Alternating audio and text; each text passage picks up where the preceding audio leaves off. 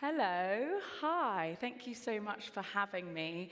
It's a real honor to be here. I'm just going to grab my clicker. I believe it's called the Out of the Box Keynote, so I hope that I can deliver on that for you. AI, I'm sure you've heard it mentioned millions of times over the past couple of days. But I really want to take it from hype. I think last year was the year of AI hype. And I think this year is the year of implementation. So hopefully I can just leave you inspired by a few things that I've been making and lessons that I've learned from working in AI for a very, very long time. How are we feeling about AI? Are we terrified? Are we excited? Quiet is also okay.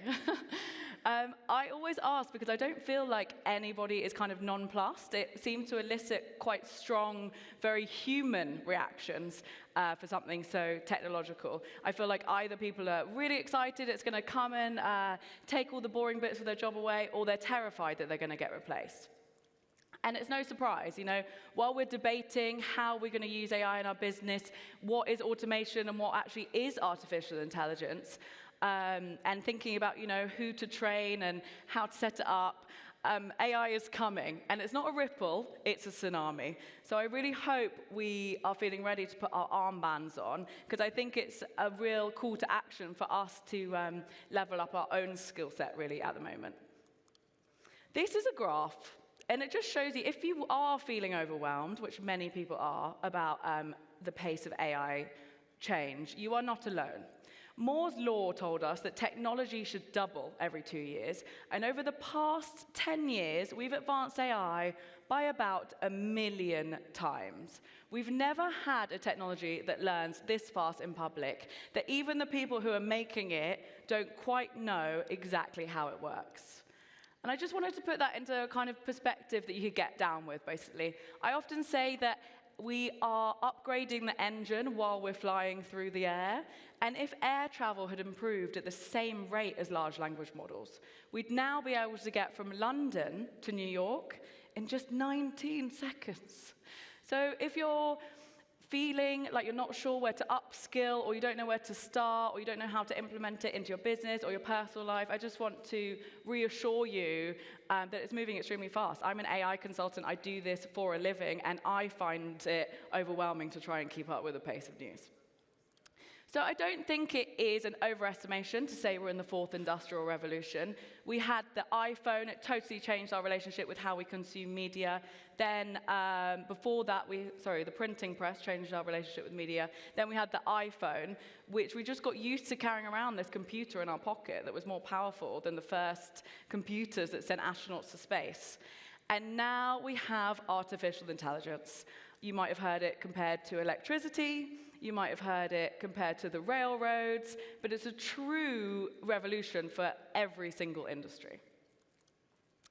But the good news is, it might not be coming for your job. I don't think AI is necessarily going to replace you, but somebody who knows how to use it might. That's what I said about a year ago. Now, I would say I don't think AI is going to replace you, but your skills are going to be used in a different way. I heard a great analogy about accountants.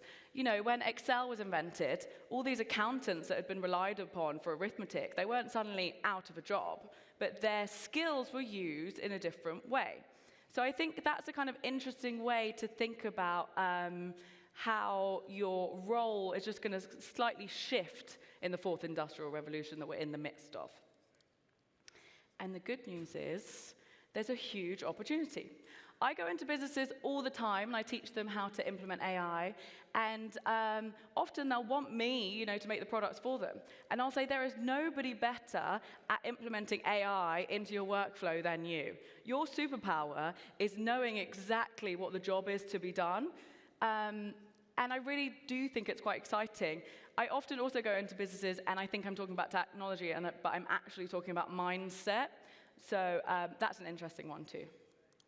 Humans in the loop. Have you heard this phrase before?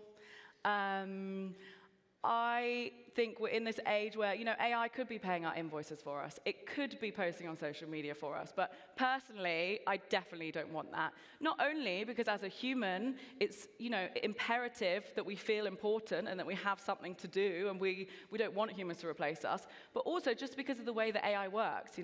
We are in a stage right now where humans need to be involved in every part of the process. Sometimes I like to talk about instant cake mixes here. So when the instant cake mix came out, it didn't do very well because people didn't really feel like they were cooking. But once they added the egg and the people at home felt like they were doing something, it flew off the shelves. And I just like to use this analogy for yourselves. If you're building AI workflows or products in your business, it's really important to make sure that humans, your employees and your colleagues are involved at every step of the way. So, who am I to bang on about artificial intelligence at 9 o'clock in the morning? Well, I've worked in AI for a very long time, since 2016. I started at Microsoft working on Cortana, which was their very first artificially intelligent personal assistant, as a writer. So I was going into the code and writing the chit-chat responses. Then I launched the Google Assistant in the UK. If you've ever wondered who writes the answers to how are you, do you love me, are you a feminist, do you like the Spice Girls, all that important stuff, that was me. And then most recently, I was at Meta, where I became a prompt engineer. And really, my job has evolved as the technology has. I've gone from a writer to a conversation designer to a prompt engineer. And you've probably heard that phrase bandied around. And really, at Meta, I was writing whole AI characters. And I mostly focus on coaching characters to help you do stuff from one long prompt. And we used to say prompt engineering is kind of like being a plumber, because we would write the prompt, and then we'd look at the output, and then we'd have to go back and forensically look through the text to see which word had caused a certain kind of output.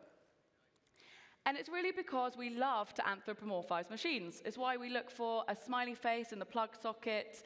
And there's an evolutionary reason for that. We needed to know if the rock in the tribe next door was sentient or not.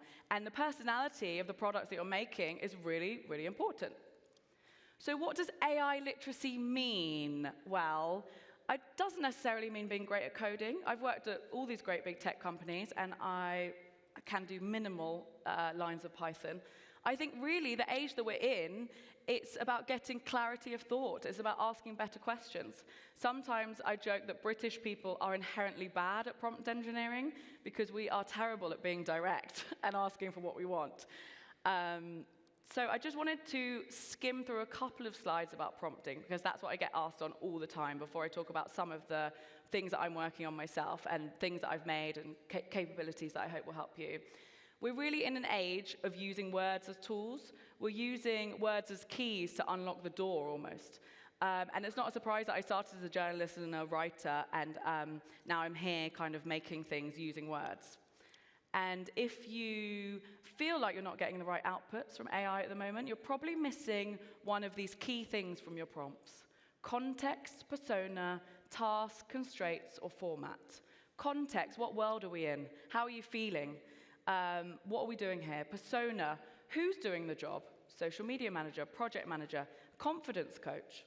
Task: what exactly are we doing? When we designed AI characters, we call this the job to be done. And you have to really clearly define that.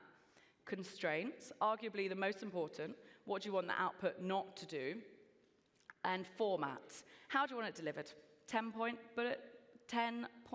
bullet list, under 200 characters, in wrap format, it's up to you. I get asked all the time what the most important skill is in the age of AI. And last year, I would have said it was taste. Taste is important. A machine can't tell you which piece of music makes it cry or which piece of art it prefers. But now I would argue that it's critical thinking. Not only questioning the outputs that you get from machines, but thinking about how to combine two different APIs in an interesting way. That's where we're seeing the really exciting stuff getting built. I'm also a huge fan of intellectual humility. What does that mean? I think in the age of AI, I just told you how fast things have evolved. We're in an age of having to make our mind up about something, perhaps tell your team that you've made your mind up about something, and then a month or two later, publicly announce that perhaps you've changed your mind. And that's really difficult. That's a different way to how we usually do business, and it's difficult for the ego. But I like to employ AI as a cognitive prosthetic. So really not using it to replace me, but to fill in my own blank spots. So like you would hire someone, like a good entrepreneur, using AI to do the stuff that I'm not very good at or that I don't want to do, hoping that I can spend more time doing the stuff that I enjoy and that I am good at. I fundamentally believe that AI is a mirror. I think that what we put in, it will reflect back to us. And I just think that's really important to remember when you are using it in any which ways. And I mentioned I go into businesses to talk about technology, but really I'm talking about a culture shift. You know, we all have had training days and away days every now and again, but we're in this new era where we kind of need to be rigorously and consistently training the people that we work with and encouraging this culture of experimentation and play, which is totally different to how we've kind of done things before. And it's imperative that we get clear on our problem. If you don't have a clearly defined problem, then AI is not the solution, simply because AI requirements are different. If you were using a piece of software and it just suddenly stopped working, it would tell you. If you have prompted a piece of AI software and it's not working to the specifications that you want it to, it's not going to tell you about it. It will just find sneaky ways to carry on to seem like it's working. That could be spending your money. It could be posting on social media. So yeah, you've got to be careful in the age of AI hallucinations. So I wanted to talk you through some of the products that I have made myself. I mentioned I'm an AI consultant, and I've worked in AI for a very long time, and really I'm kind of pushing the edges of a lot of vibe coding and just trying to implement AI into my business as an entrepreneur and into my personal life. And I'm hoping it will inspire you to make a few things yourself. How many of you have experimented with making any products? Have you been making stuff? Yes, a little bit? Nice. Yeah, it's exciting. You know, we can go from to creating our own personalized app in no time in a way that we never have before.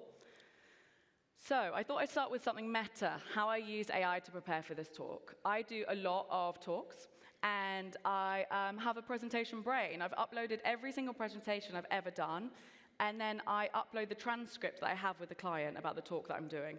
Then I can say in the prompting, what from my presentations previously can I use, and what can I not use? I've also got a separate automation running that reads the AI news for me that then I can ask and say, okay, what's happened in the AI news that I need to include in this instance or that I'm missing? This is my social media agent. I just uploaded all of my Instagram scripts, all of my captions, all of my LinkedIn, put it in there, and it just really helps me.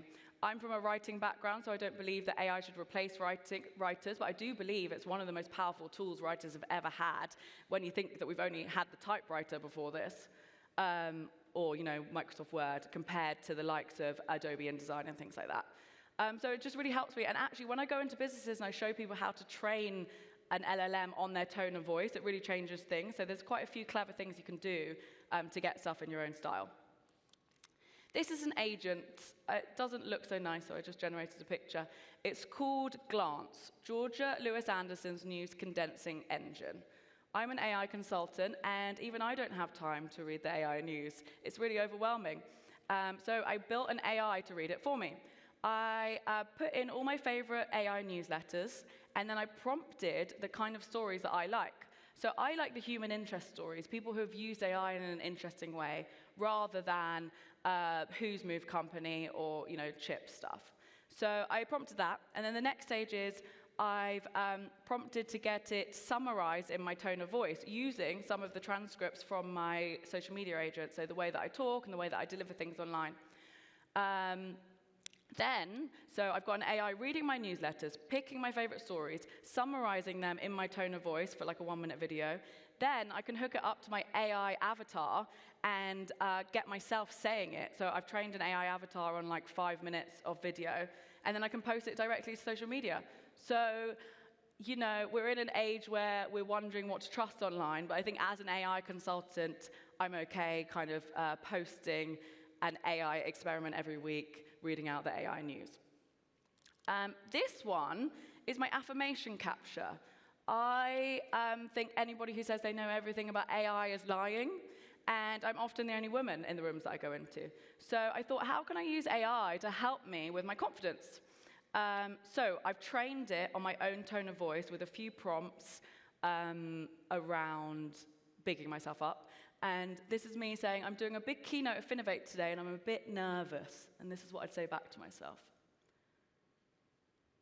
Nervousness signals your investment in this moment. Trust that your insights will resonate and your voice carries weight. So that's just a combination of 11 Labs, which uses my own voice clone. I think I did the prompting on ChatGPT, although I actually prefer Claude for writing. And I kind of did the skin on Replit, which is my favorite no-code app maker. You just get a lot more control with that one. I wanted to show you this one. It's very simple. It's almost too basic because it's an example of a group app that you could make. This is an app that I made to compete with my friends to see who could have the least screen time. So all we do is we take a screenshot and we upload it and it makes a graph. So simple. But I wonder what's happening in your own teams that you could ignite a bit of friendly competition and make an app yourself. And this is my goal visualizer. I've got really into prompting images lately. This is just me running my AI empire. Don't worry about it. Just helps me get there, you know. So I'm sure you've heard about agents. Are many of you using those? I think we're in an age where sometimes we might be embarrassed to admit that we're not sure how AI works. So I just wanted to do a top line here. I know it's hot topics, and obviously the future will be agentic.